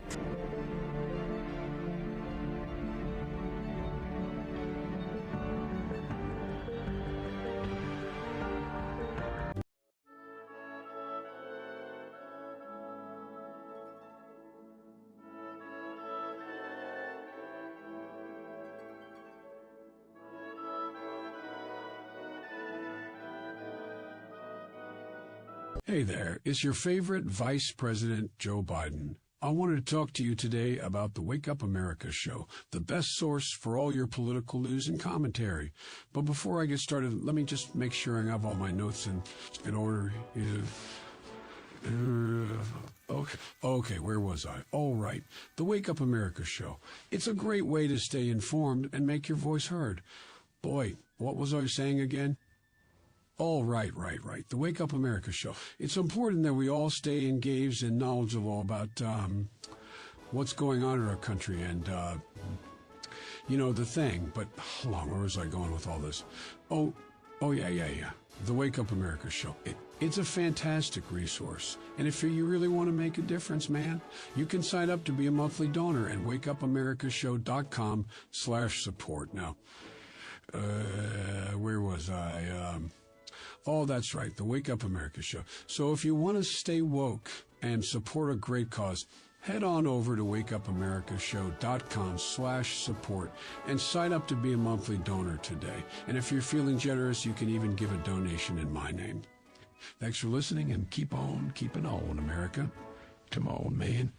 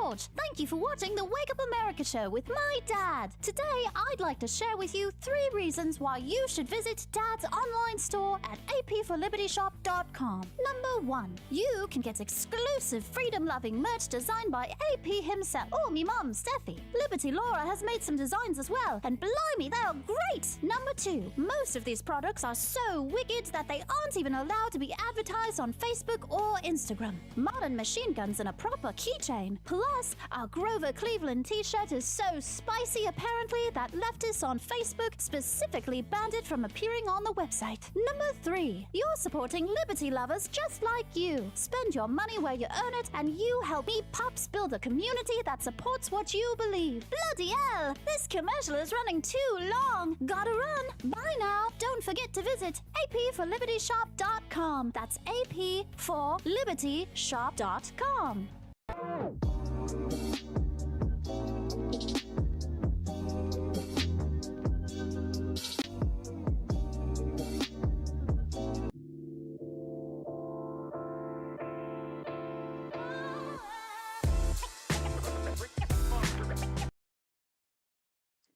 Good morning. Welcome back to the Wake Up America show. I'm your host, Austin Peterson. We still got a couple of minutes until my friend Dean Clancy joins me on the show. I just wanted to say thanks so much to all of the viewers who are watching us over on Rumble and on YouTube today. We've got a nice big audience. And we're also streaming live on Apple, Fire TV, and Roku this morning as well, thanks to our friends through the Spreely app. If you are an owner of an Apple TV, or if you have Fire TV or Roku and you say to yourself this morning, it'd be nice to be able to just put Austin up on the big screen. Maybe you're tech savvy enough already, so you've put YouTube up and you watch us through YouTube on the big screen. But some people, well, they like to watch their Apple TV, their Fire TV, or their Roku. And when they do, they say, oh, well, I'd like to have Austin up on my big screen TV and I've got a Roku. You can actually listen to us through those apps, Apple, Fire TV, and Roku, if you download the Spreely app. That's Spreely. It's kind of like Speak Freely. That's the way to watch us over through those apps. And we've got you over on Rumble and of course, YouTube Live as well, which you can put up on any of your big screen TVs if that's where you're watching us. Makes it a lot easier also to read the comments, which are down there below. I wanted to take a real brief moment to remind you about ap4libertyshop.com. We've got a lot of great promotions going on right now. If you've seen awesome t-shirts or merchandise in the shop that you want, just FYI, there is a coupon over on the site. If you're already a monthly subscriber, you get 20% off. Just so you know, yesterday somebody bought 4 of the Untaxed Whiskey is the Best Whiskey glasses. They bought 4 of those, and they used their discount for 20% off because they're a monthly subscriber. However, if you are not a monthly subscriber and you still want to get a good discount, we've got a 15% off coupon in the site. So you can head over to ap4libertyshop.com right now. It's the pop-up that flies into the screen. You may hate pop-ups, but this one will save you a lot of money. So when you head to ap4libertyshop.com, don't close that pop-up. Just type in your email address and you'll get the coupon code for 15% off of your entire order over at ap4libertyshop.com. We're adding new products and items every single day to ap4libertyshop.com. We've got home goods, we've got doormats, we've got whiskey glasses, all libertarian merchandise, people who love freedom. We've got pro-Donald Trump merchandise, and we've got anti-Donald Trump merchandise. We've got Ron DeSantis shirts, and we probably need to get us some Vivek Ramaswamy items in there. I know people are big Vivek Ramaswamy fans. So make sure you check out AP4, ap4libertyshop.com. Go there right now. I'm going to go back to a brief little commercial break. Sorry about that. My back is killing me. I'm just going to put a little bit of that roll on so that I don't look all weird doing it during the live show. I'm going to go get Dean Clancy. He's going to be on the program this morning. And I will be right back on the Wake Up America show at wakeupAmericaShow.com. Visit ap4libertyshop.com. Now is the perfect time. Head over there. Get that 15% off coupon. Get you an awesome All Gun Laws Are an Infringement shirt. Oh, yeah. And also, here's the tip. Type in Founding Fathers in the search. Wait until you see what comes up there. ap4libertyshop.com on the Wake Up America show. Good morning to the Cantina crew. This is Elon Musk, the CEO of Twitter. And I just want to say thank you for watching the Wake Up America show. I've decided that Austin Peterson will be the new CEO of Twitter.com, effective immediately. First thing to do, though, is I've got to go and blast off into space.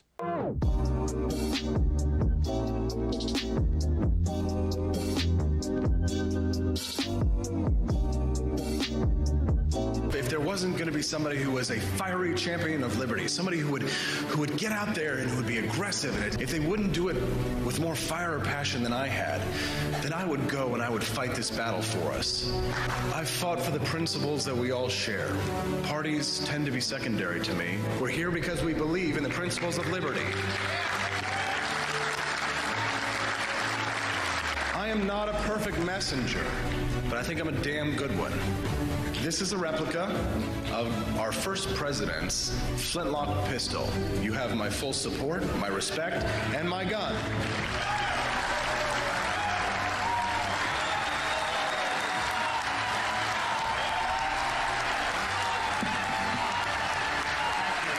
I think that the heart of my philosophy is much more libertarianism than well, that's the fashionable word these days, I guess. A conservative is no longer just that. He's a libertarian and always has been.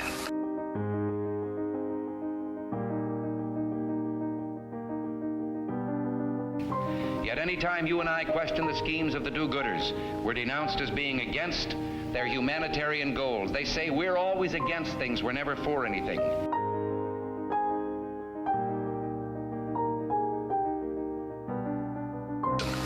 And what is fascism? Fascism is private ownership, private enterprise, but total government control and regulation.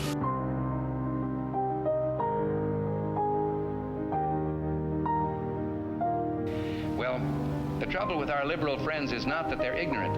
It's just that they know so much that isn't so.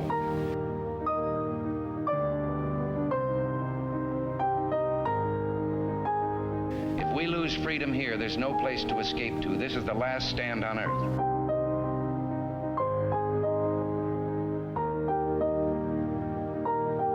This is the issue of this election. Whether we believe in our capacity for self-government or whether we abandon the American Revolution and confess that a little intellectual elite in a far distant capital can plan our lives for us better than we can plan them ourselves.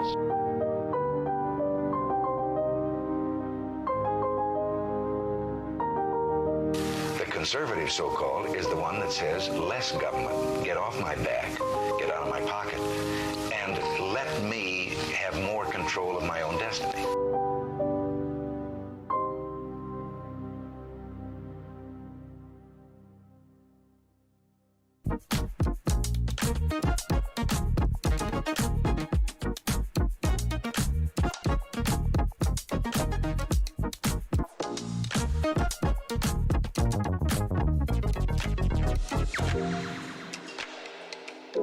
Would happen if I had to pick up the phone, call 911 for one of my family members or one of my neighbors? What would I do if no one was on the other end to respond? What if there was no 911? You can be a part of the solution. Anybody can be a firefighter. Male, female, younger, older. We have school teachers. We have leaders in business. Is me, you, anyone that wants to be. There is no typical firefighter. Do you hate the deep state? Do you reject the Antichrist in all his ways? Do you believe that aliens controlled LBJ to assassinate John F. Kennedy? Did you know that the shot can put chemicals in you that will make you more sensitive to 5G? Do you love America? Do you want more freedom? Do you like smoking hot red-headed libertarians? Then the AP for Liberty shop is for you! Check out all the awesome new merch and have a happy new year! Fight the deep state, reject the Antichrist!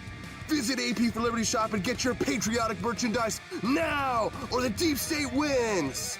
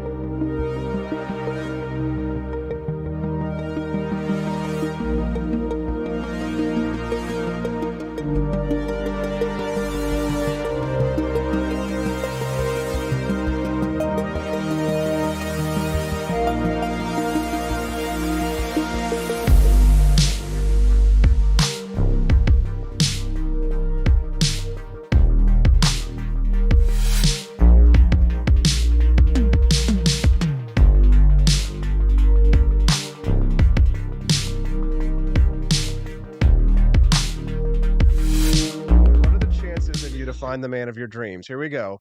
Do you want me to exclude married men who are already married? Yes, please. Okay. And what age bracket would you like me to include in this? What age bracket of men are you interested in, Camellia? All right. Well, I'm not very exclusionary, so I would say 30 to, oh my gosh, I don't know. 30 to 55.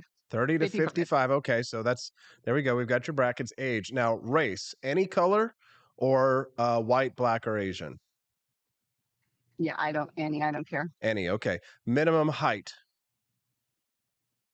I don't have a minimum height. I've never really thought about it. Camelia, will you please pick a minimum height? You're not dating a man, you're not dating a Benjamin Button who's 2 feet tall. Will you please just tell me the minimum height? All right, I'll choose one. Okay.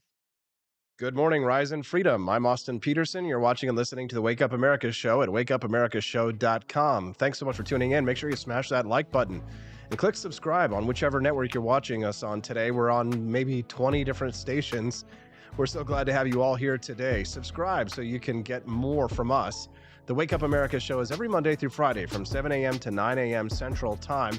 And by subscribing, you help us to spread the message of economic freedom and personal liberty. And you also get to hear great news, content, and guests like my next guest, his very first time on the show. We actually used to work together back in the day when I was a young buck in Washington, D.C. He's a healthcare economist. His name is Dean Clancy, and he's joining us today to talk about the abysmal state of healthcare here in the United States, or at least the cost. Healthcare is good, just costs too much. Good morning, Dean. Good morning. Glad to have you here, Dean, and it's nice to see you again after so many years. You wrote a great column. Yeah, you wrote a great column that was shared with me the other day by our friend Stephen Manfredi about how America needs the personal option. Essentially, you're working off of this poll that shows that about 40% of voters say that the high and rising cost of healthcare represents a crisis. And certainly, as I've gotten a little bit more gray since you've seen me, I've gotten into the healthcare system a little bit more, Dean. It is an absolute nightmare. What's going on? You're absolutely right. And it really is great to see you again, Austin. Healthcare costs too much, as you said. Insurance premiums have doubled since passage of the Affordable Care Act when you and I were working together. And the amount you have to pay out of pocket for healthcare before your insurance even kicks in has tripled since then. And it's getting harder and harder to find a doctor or facility that is in your health plan's network. In other words, you're more likely to get a big bill because you're not covered, that doctor's not covered. All of this is happening because of federal rules and regulations. And at the organization that I work for, Americans for Prosperity, we do polling, and we found that voters consider this to be a crisis. 40% say it's a crisis. Another 35% basically say it's a serious problem that needs to be fixed. Most people don't want a revolution. They don't want a government takeover of healthcare. They don't want Medicare for all, so-called, or what is sometimes called a public option. Instead, our polling finds they want a personal option. In other words, as patients and consumers, they want more choice and control, more freedom to just see the doctor of their choice without a government bureaucrat or an insurance company middleman getting in the way. And so at AFP, we've come up with what we call the Personal Option Plan, and we are promoting it around the country. And we're hoping to change the debate so that we can actually fix what's broken in American healthcare while keeping what works. That's good to hear. If you're just tuning into the Wake Up America show, good morning. I'm Austin Peterson. Click that like button as you head in and maybe drop a super chat in the till if you like the message that we are spreading here on the show. I'm speaking to Dean Clancy. He's a senior fellow at Americans for Prosperity and a Paragon Health Institute public advisor. His latest piece details new legislation that's being pushed that would be called a personal option, essentially.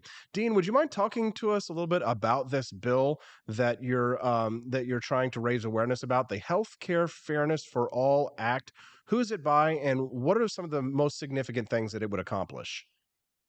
Well, Austin, this bill is really exciting. It was introduced last month. As you said, it's called the Healthcare Fairness for All Act. It was introduced by a congressman from Texas named Pete Sessions. He's put together a really fantastic bill. It would fix what's broken in American healthcare while keeping what works. It doesn't take away anything that people are currently entitled to, nor does it take away protections for people with pre-existing conditions and so on. But it does amend federal law, including provisions of Obamacare, the Affordable Care Act, that are just needlessly driving up the cost of healthcare and making it harder to find a doctor that you trust. Basically, it does three important things. First, it reforms the tax code and some of the existing programs like Medicaid to fund patients rather than insurance companies. Too much money is going from the federal treasury directly to insurance companies under today's setup. We think patients should control that money, just like with school choice, where parents should control the money rather than institutions. Same thing with healthcare. The bill does that through a new optional universal health care voucher. It's administered through the tax code, but it's basically a lump sum of money that you could use to buy the insurance that you want. You could use it at work if you wanted, or you could go online and get the coverage that's tailored to your needs. It's like the Liberty Mutual commercials, pay for only what you need. We would have that under this bill. That's the first thing, fund patients. The second is let everyone have a tax-free health savings account. Under current law, only about 1 in 10 Americans has access to this really powerful financial tool that lets you save and pay for healthcare tax-free. You can build, what you don't spend, you can keep. So you can build it up into a really nice nest egg for your future healthcare costs. 90% of Americans have no way to do that. This bill fixes that. 100% of Americans will now be able to have an HSA. That was the second thing. The third thing is the bill removes some important barriers between patients and the doctors they trust. For example, it gets rid of the ban on physician-owned hospitals, which is a crazy federal rule. I mean, do you think banks should be able to own bankers should own banks, or hairstylists own salons? Well, federal law basically says physicians may not own hospitals. All that does is reduce competition and drive up prices.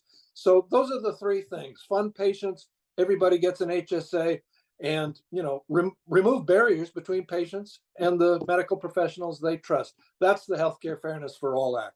Okay, well, let's go through a couple of these things because obviously there'll be some significant challenges, especially from the institutions who benefit from our current healthcare system. Certainly not the patients, but the institutions like the health insurance companies. So you brought up the idea that there would be this health savings account and that the money that's being spent on healthcare right now by the government would not go away. They would just take the money that's already being spent and given it directly to insurance companies, and it would be actually given to the patients in a way, or set into a pool like a healthcare savings account that the patient would be able to spend rather than the insurance company. I bet the insurance companies don't like that. Well, sure. That's right. They won't like it. The hospitals that exist today won't like more competition. But we need to do those things. And, you look at what happened in Virginia, where basically in an recent election, the one candidate said, well, look, parents, you shouldn't be making the choices. We, the government, know best. And voters said, what? That's not the way we see it. And they voted that governor out because they thought the parents, should be making choices for their family. Same thing with healthcare. When voters realized that, wow, we can be making sure everybody has access to healthcare today and prices can be lower, and I get to have more control over my healthcare, we think that's a political winner. And we think voters are increasingly open to a change like that. If you're just tuning into the Wake Up America show, grateful to have you here. Make sure you click that like button and subscribe to the channel that you're watching us on today. I'm speaking to Dean Clancy. He's a senior fellow at Americans for Prosperity.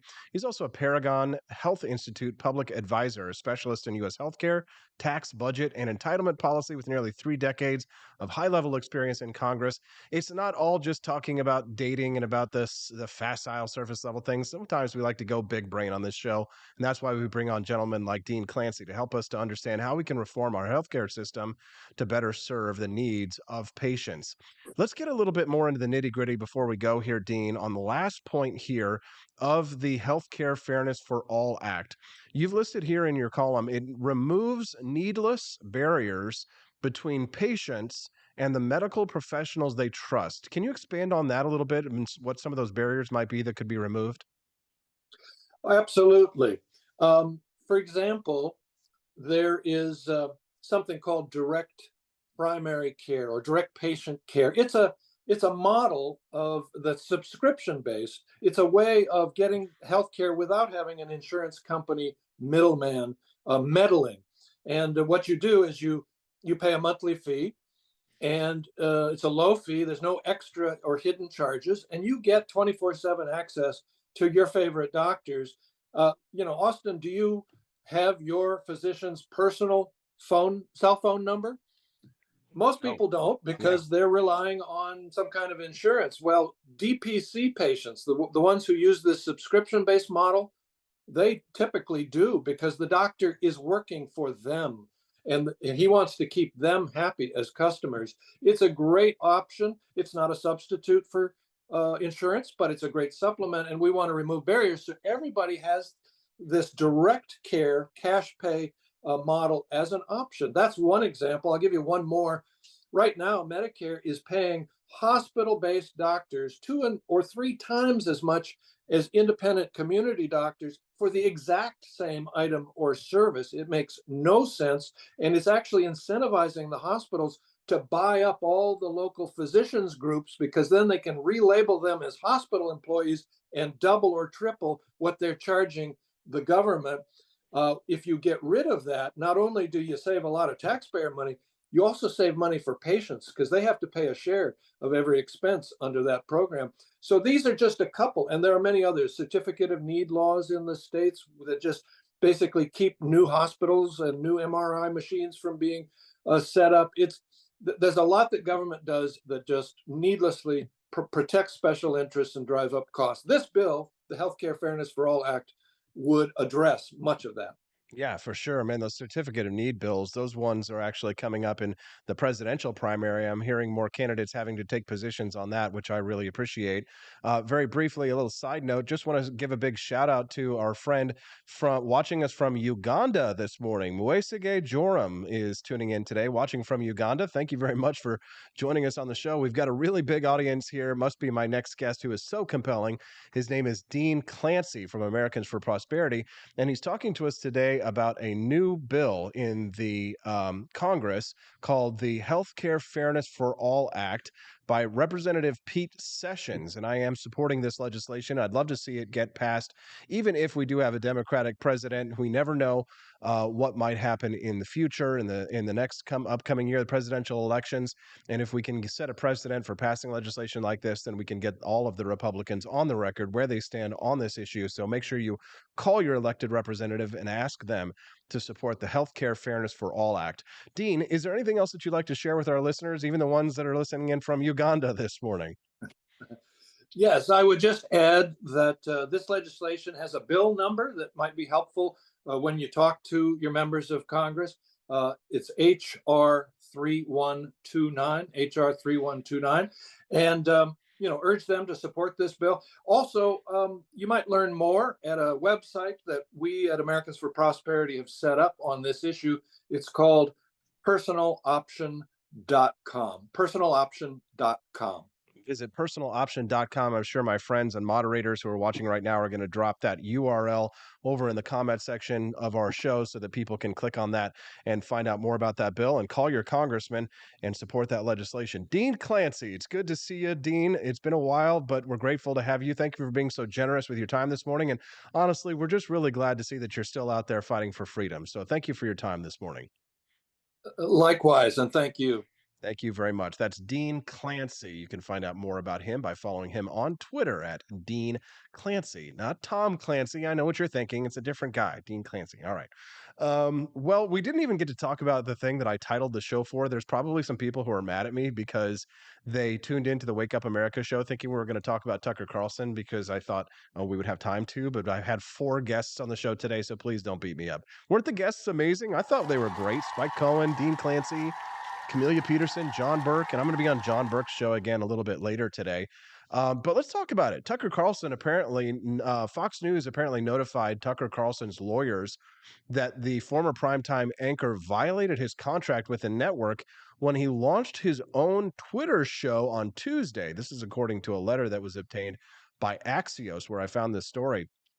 A breach of contract claim sets Fox News up to explore potential legal action against Carlson. This would kind of intensify the already thorny legal battle or public battle between the two parties that's going on right now. Carlson's lawyers apparently said that any legal action by Fox would violate his First Amendment rights. This is what Carlson's lawyer said. Fox defends its very existence on freedom of speech grounds. Now they want to take Tucker Carlson's right to speak freely away from him because he took to social media to share his thoughts on current events. Now, everybody knows that Carlson was fired from Fox News following that $787 million Dominion lawsuit against the company. Carlson has since accused Fox of fraud and argued that Fox breached his contract when their senior executives reneged on promises made to Carlson intentionally and with reckless disregard to the truth. Carlson's lawyers are also arguing that Fox broke their promise to Carlson not to settle with Dominion Voting Systems in a way that would indicate wrongdoing on the part of the former host. Now, Axios previously reported that Carlson was told by a member of the Fox board he was taken off the air as part of the Dominion settlement. And this is according to this article from Axios.com. Camelia this morning is saying that she feels kind of dumb. She didn't realize who Dean was when she was talking to me earlier today. She's fried already. Yes, it is that kind of a morning.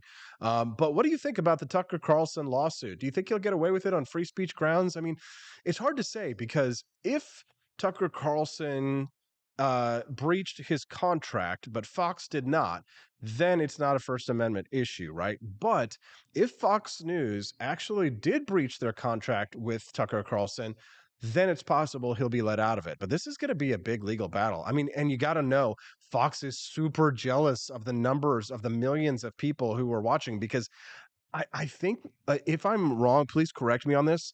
I'm pretty sure that Fox News, even their when he was on with their highest rated show, it was like maybe 3 to 4 million viewers a night. But Tucker Carlson's Twitter show that he launched the other night, I think he had 65 million views.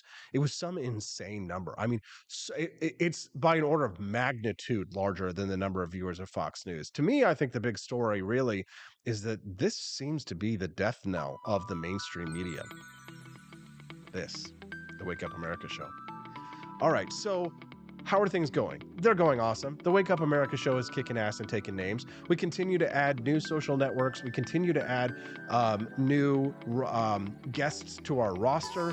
We've got great guests. We've got great interviews. We've got great content. Every single day I'm working to make the show bigger, better, faster, stronger, harder, all of that good stuff. And I'm just so grateful to all of the people, this community people who are the support network for this. We're coming up almost on the 1-year anniversary of this show. We've got awesome sponsors. You've been buying merchandise from the shop.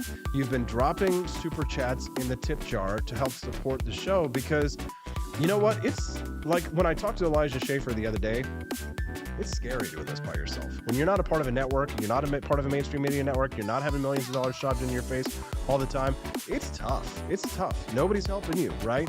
Except for you.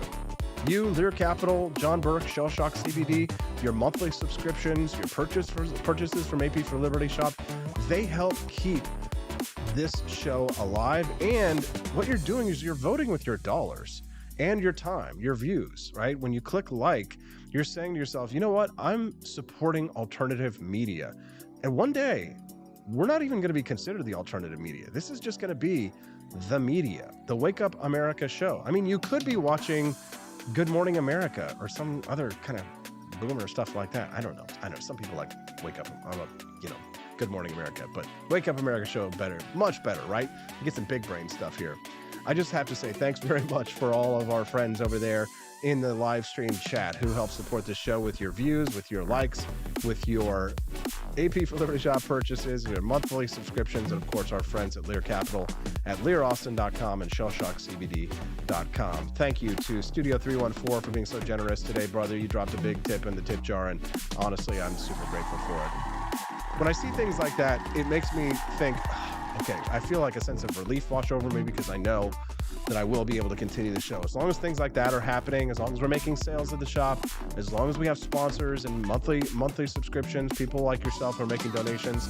I know a lot of you see those $17.76 a month coming out of your bank accounts on a monthly basis. You're probably like, boy, I just want you to know I see that. Chris Morrill, Camelia Peterson, John Combus, all you out there who are doing that, Andy Opperman and others, thank you. It does not go unnoticed. I'm super grateful. Studio 314, Quest Fanning, Chris Morrill, Barney Stiles, Rare Camellia, John Rail, Tolly Owens, Moesige Joram, all the way from our friend over, where was he from? Was it? Oh, yes, thank you for the recognition. Moesige Joram, nice to see you from, was it Nigeria? Uganda.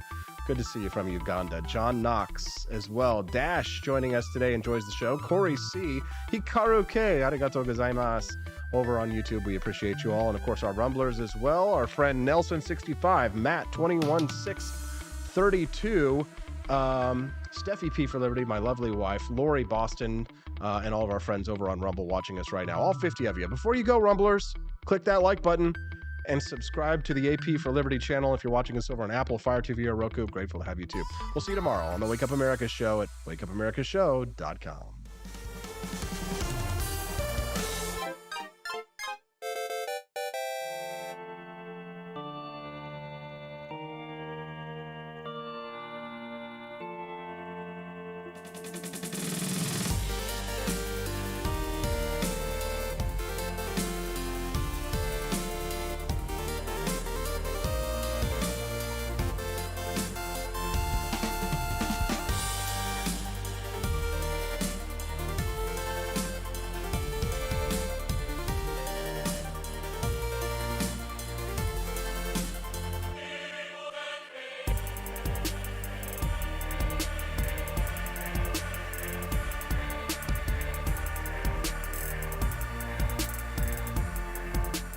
I like shooting things, but whenever I can't shoot something, I like to cut things. My life isn't all about shooting and stabbing and cutting, though. Sometimes I have to do actual work, but when I work, I still like to have fun. And there's nothing less fun than trying to cut with a crappy knife. Thankfully, from the ancient sect of Christian knights, who also loved cutting and stabbing, comes a new implement that has received my personal blessing, the Templar knife. Like the ancient sword of Excalibur, you don't choose a Templar knife, it chooses you. You just decide what kind you want on the website first, however, and then order it online, and then it chooses you. The Templar knife comes in a variety of shapes. As a man of culture and taste, I have decided I will never use a terrible knife again. And thanks to the inspiration provided by this excellent product, I have decided to launch a new crusade against anyone using less than superior knives. Join me, brothers and sisters, by visiting uppercuttactical.com/pages/Templar-knives. That's a lot of slashes. For that, you'll need a Templar knife. For 10% off, use code AP for Liberty and join me in a quest for glory, for liberty, for Christendom, for the Templar knife. Get yours today. Fire.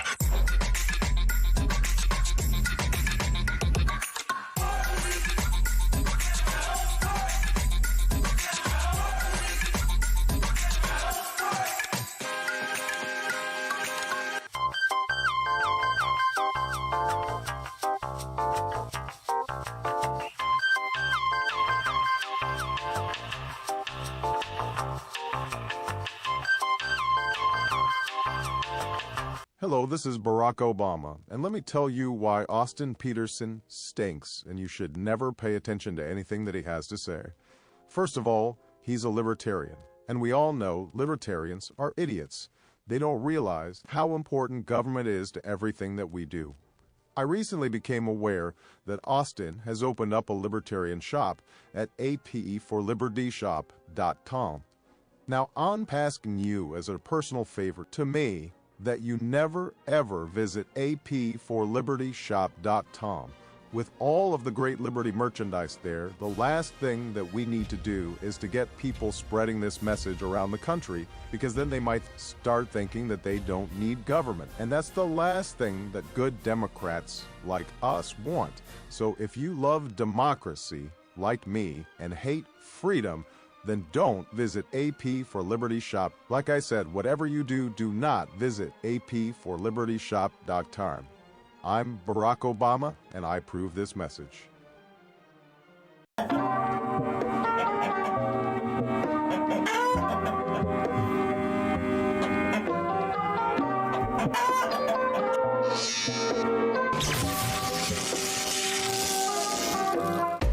Want an engaging website to boost your business? You're just a click away from 5-star Fiverr talent. Hundreds of freelancer skills like web design. Head to Fiverr.com today and get something started.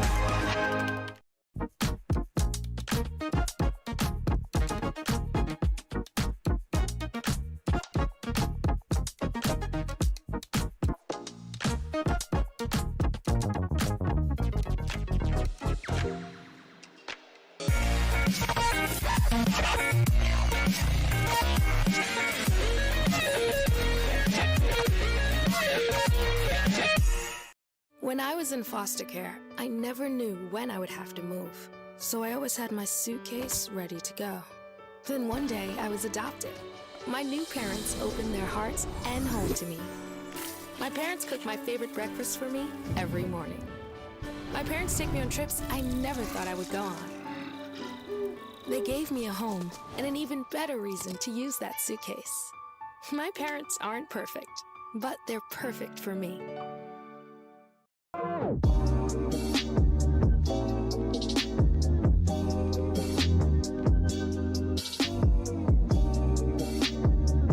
I would remind you that extremism in the defense of liberty is no vice. It is better to settle these matters in the courts than on the streets, and new laws are needed at every level. But law alone cannot make men see right.